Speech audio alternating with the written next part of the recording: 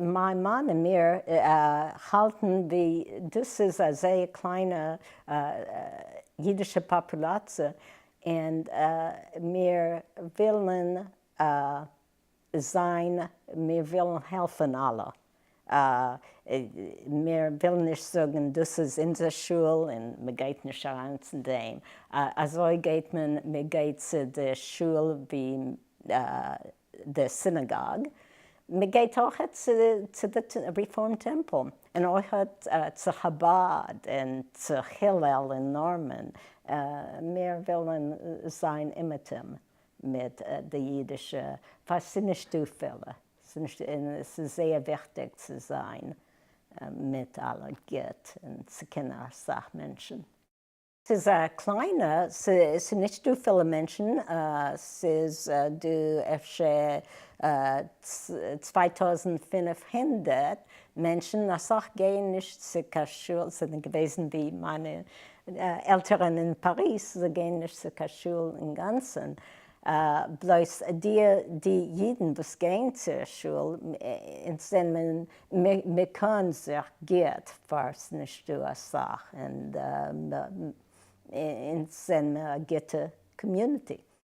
Es ist gut für, ich denke, in einer großen Kirche wird mir verloren. Und wir können sich gut, wir kennen die Menschen sagen. Und ich denke, als Oklahoma, wenn ich gehe zu New York, zu Florida, Menschen sagen, was, du Jiden in Oklahoma?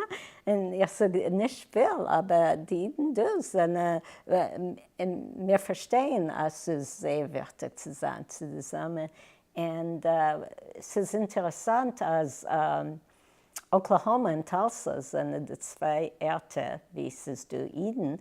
Und Asaf und unser Freund haben erwachsen in kleine Städte in Oklahoma sind gewesen die einzige Familie, jiddische Familie, und es ist interessant, als sie sind geblieben Jiden.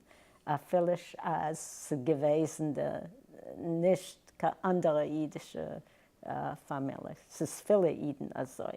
Wir wohnen jetzt in Oklahoma City oder in Tulsa, aber eine Kleinheit haben sie gewohnt in Städtelach, kleine Städtelach, was ich kenne nicht.